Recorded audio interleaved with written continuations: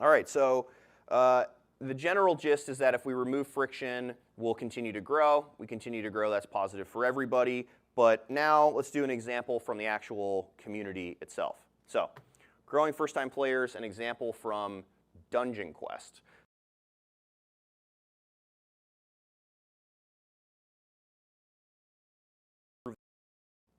All right, so the general gist is that if we remove friction, everyone here should play it.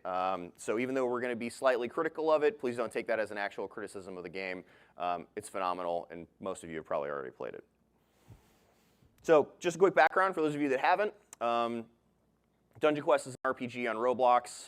The core loop it's really similar to a lot of dungeon crawlers that you may have played, things like Diablo, that kind of thing. You join a dungeon, you kill some monsters, you level up, you finish the dungeon, you get more gear, you just kind of repeat that process. And obviously this is an oversimplification of the core loop, but I wanted to at least keep it high level here. So, as a developer on Roblox, how could we grow this game? How could we grow Dungeon Quest? So as before, we want to focus on improving something that everyone's going to be touching. It's going to affect all users. So for that reason, we don't have to focus necessarily on a sign-up process, but we can focus on the first-time user experience. Every person who joins the game is a first-time user at some point, and if we can retain more of those users, the game will grow exponentially, hopefully. So for Dungeon Quest, how do we grow it? Well, the first thing we do is the same thing that we always do, which is identify the problem. So this is a picture of what it looks like when you land in Dungeon Quest for the first time. You can see me as a lowly level 3. And what are the steps when a user comes into this game that we think everyone should have to perform? We don't necessarily have to require them to complete these steps. We want to think about it from a game design perspective. If I want people to retain in this game, what do I think the really fun parts of it are? And if they come into my game for the first time, what do I need them to do? What are the 5 things that are most important for them to complete? All right, so let's break them down. You saw from the UI before, we probably want to have people press play, because just hanging out in the lobby is not all that fun. We want to have them join or start a dungeon, because that's where all the enemies are.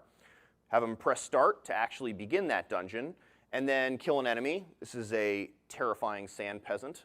All right, so let's break them down. You saw from we can focus on the first. You finish the dungeon, you get more gear, you just kind of repeat that process. And obviously this is an oversimplification of the core loop, but I wanted to at least keep it high level here. So, as a developer on Roblox, how could we grow this game? How could we grow Dungeon Quest? So as before, we want to focus on improving something that everyone's going to be touching. It's going to affect all users. So for that reason, but I wanted to at least keep it high level here. If you are going to be doing something like this on this large of a player base, it helps to look into something that PlayFab has, which is the S3 integration. So PlayFab has an integration with Amazon S3, where you can store the data in a way that's easier to access, and it's also way, way cheaper. If you wanted to be storing this data and accessing it in a relational database, that's going to be a lot more expensive than something like S3, where it's much smaller. So funnel view again. We want to create the table like we did before. Again, it's just your unique user ID, and then each column is a step in that process.